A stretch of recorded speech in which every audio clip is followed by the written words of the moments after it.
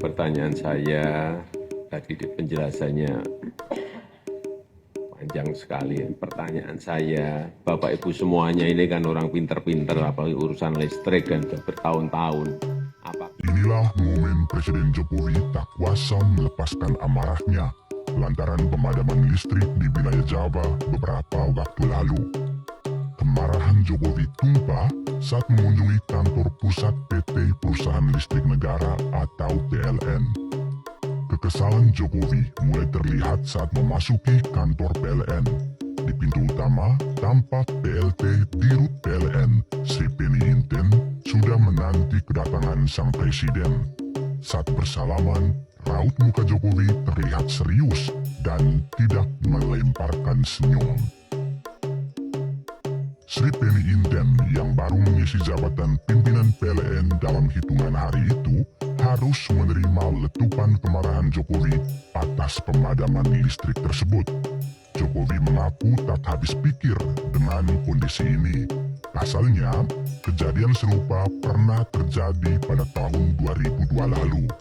Seharusnya, kata Jokowi, kejadian ini dijadikan pelajaran penting bagi PLN karena pemadaman kemarin benar-benar membuat masyarakat dirugikan. Pagi hari ini saya datang ke PLN.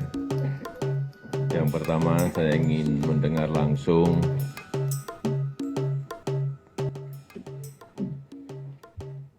peristiwa pemadaman total minggu kemarin, dan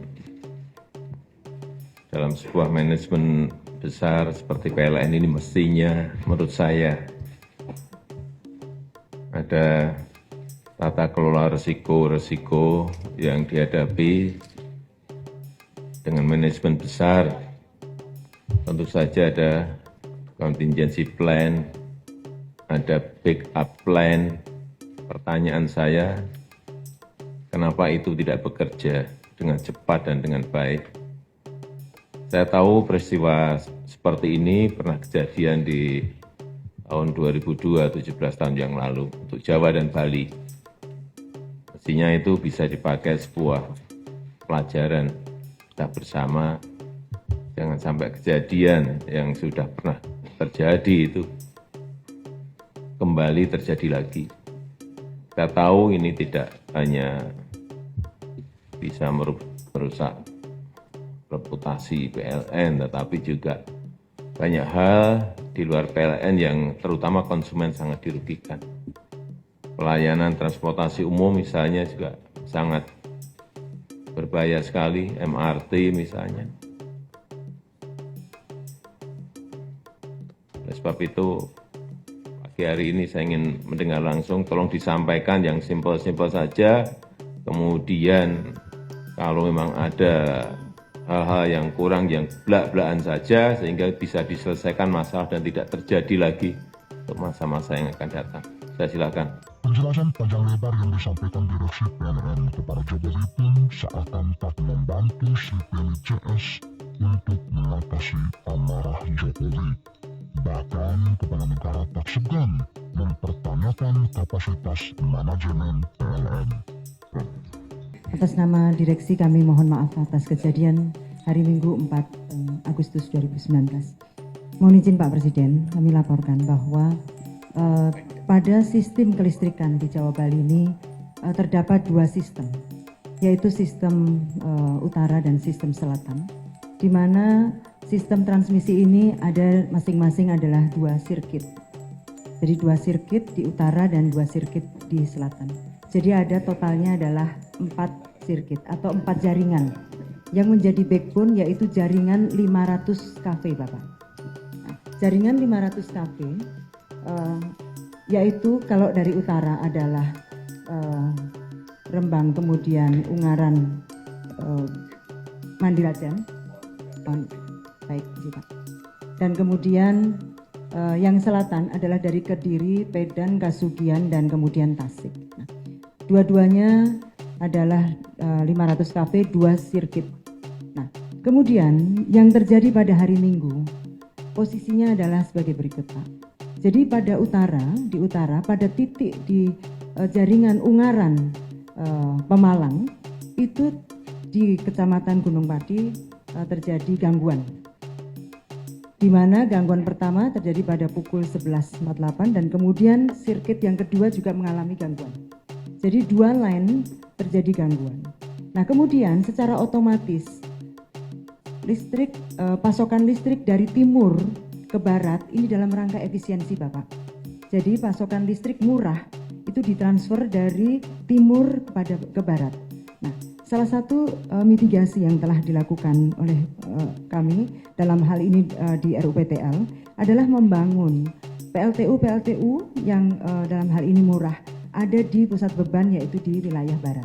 Dan itu sekarang sedang berjalan. Salah satunya yang sudah akan beroperasi COD pada tahun ini adalah Jawa 7, Bapak.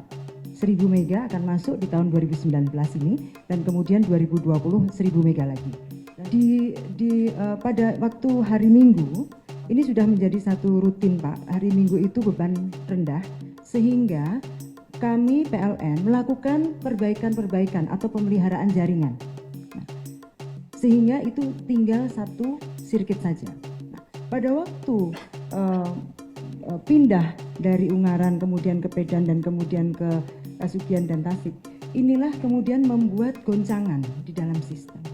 Nah, goncangan ini kemudian secara proteksi, secara pengamanan sistem ini kemudian melepas, Pak. Nah, yang dilepas adalah Kasugihan Tasik. Jadi Kasugihan Tasik kemudian lepas dari sistem sehingga aliran dari pasokan daya dari timur ke barat mengalami putus. Demikian kira-kira Bapak penjelasan singkat. Ya, pertanyaan saya tadi di penjelasannya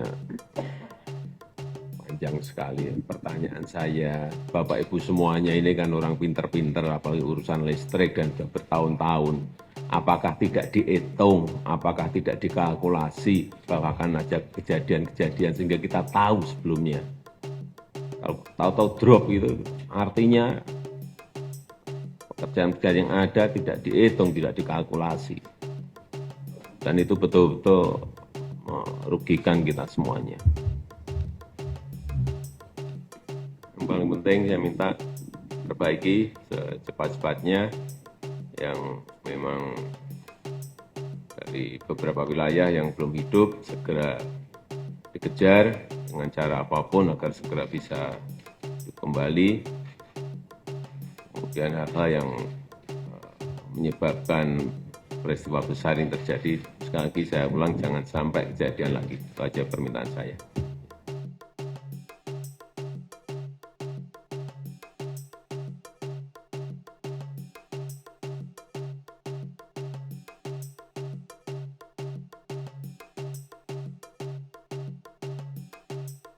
Istana Negara pun angkat bicara mengenai kemarahan Jokowi kepada PLN. Suara rakyat yang terkena pemadaman listrik massal di wilayah Jawa sampai Bali yang tidak mampu diantisipasi menjadi pemicu utama kemarahan tersebut. Presiden sangat mendengarkan suara publik. Itu yang pertama, tegas Kepala Staf Kepresidenan Muldoko.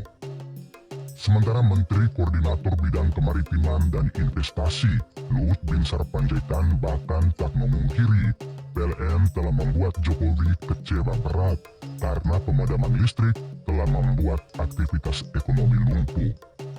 Meskipun Sri Penny Inten baru menjabat sebagai PLT Dirut PLN kala itu, beliau harus menghadapi konsekuensi dari kesalahan operasional yang terjadi sebelum masa jabatannya.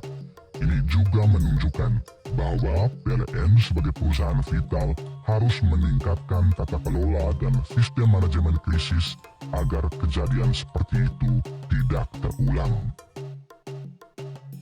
Jangan beli barang dari online shop tanpa mengetahui harganya. Harga murah pasti harga yang tidak cocok untuk barangnya.